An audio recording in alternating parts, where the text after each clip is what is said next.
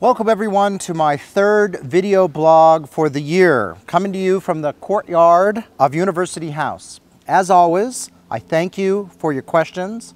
They always give me a lot to think about. Now, our first question comes from Professor Vincent Craig from the Department of Applied Mathematics. He says there's a perception ANU has a very top-heavy administration and that large amounts of money are spent on administration that is centralized and therefore remote from where it is most needed. And he says that the experience from himself and from fellow academics is they receive diminishing levels of administrative support. And he asks, is this perception well-founded? Can you please provide information on how much of the overall budget ANU spends on administration, how it is split between the colleges and centrally, and how this compares to other Group of 8 universities? Can we have a review of administration across ANU with a view to eliminating or minimizing non-essential administrative tasks? All right, so that's a pretty far-reaching question. So first of all, we measure and benchmark our total administrative costs with 21 other Australian universities, including all of the Group of 8 universities each year. So that shows that our administrative costs are slightly higher than the average, not well outside the average, and that we have actually brought that gap down significantly over the past 4 years. This benchmarking also tells us how centralized or decentralized we are, and we are among the most decentralized of all the Australian universities. And we are, of course, taking actions, most recently in finance and in IT, to address this issue that kind of, spreads out our efforts. At this level of multi-layer duplication is one of the greatest contributors to our remaining differential, why we're more expensive than other places. Being decentralized does have some benefits, though, as we all know. ANU is a very decentralized university. It allows us to offer things that you in math are specific to you, and we can get that right. And of course, it allows us to have tailored assistance to academics and technical staff within colleges and schools that are fit for purpose. So we need to find that right balance. Functionally, most of administration functions are close to the average. The most significant outlier is student administration, so not something you probably see directly. And we're actually in the middle of doing a review of student administration that will be completed by the end of the year. Now, over the past 5 years, we have focused on trying to make things more efficient, and I realize that some of us may not be completely convinced we've won on all of those fronts. We're redesigning, streamlining, and simplifying the ways of doing things here at ANU, and that's an ongoing process. We're always trying to innovate, and hence why I've got that little button for you to comment on things, and I'm expecting you to do that so we can figure out the things that are driving you nuts. So this continues to be a priority, and while at the same time improving service delivery among staff and students is my highest priority, obviously making it as cheap as possible is really important. So if we can get seamless and intuitive experiences going, that will make things better, and I think you will find it will seem like we're doing less administration.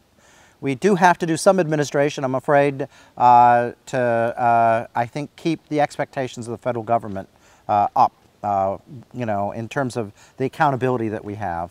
But I do want it to be as easy and painless as possible.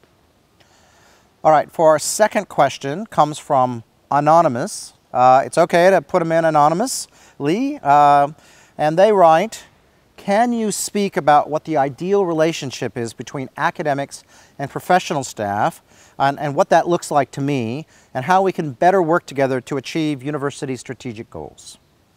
So, to my mind, we're all part of this big team working together, and although career structures are relatively different between the professional academic staff, our relationships should not be. We should not be separate. We should instead have our activities interwoven for the common purposes.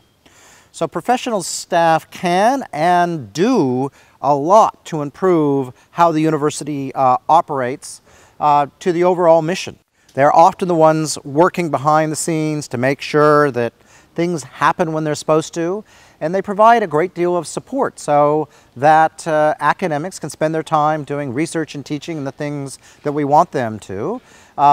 and the professional staff are key of making this university great. So we need to remember that we're all here, one team, working for the same goal.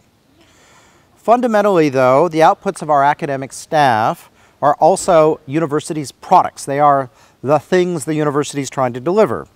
And largely as a research university, we rely on the success of our research outputs and teaching outputs from academics, but we need our professional staff to help the academics get the job done.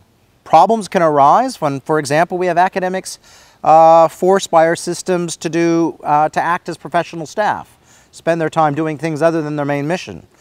And of course, problems arise when our systems don't support our professional staff because they're expected to do something that our systems are just not capable of delivering. That makes lots of friction. So we are, as per our first question, really trying to streamline those processes, but we do have a lot of work to do. So the relationship between our professional academic staff ultimately is one that should be very close and should be born of mutual respect. If we don't work together, the university is going to be a disaster. If we do work together, then, you know, it makes everyone happy that we are part of this great university, helping ultimately empower the next generation of Australians to help change the world. If you have specific feedback in relation to breakdowns in this fundamental relationship, then please let the university know about it, so we can invest ways to fix it. Really important. You can do this by a variety of means. Maybe the easiest way is to use the University Services feedback button on the web. And of course, we have the Dean of Staff coming, and that will be a great avenue in the future to use. All right, our third question comes again from Anonymous, and they'd like to know about the recruitment processes at the ANU. So, the majority of our vacant positions are advertised externally to ensure we get the best person for the job. Some positions are advertised internally when we have a good pool of potential candidates. Selection committees always need to have a gender-balanced representation, and when Indigenous candidates are applying for positions, the selection committee needs to include Indigenous representatives. All of our selection committee chairs will have completed a specialist training which includes information about overcoming things like unconscious biases. And the recruitment decisions to vacant positions are based on funding availability and take into account the candidate's application, interview, and referees check.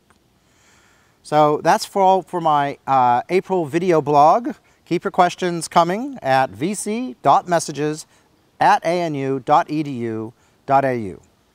Have a good weekend.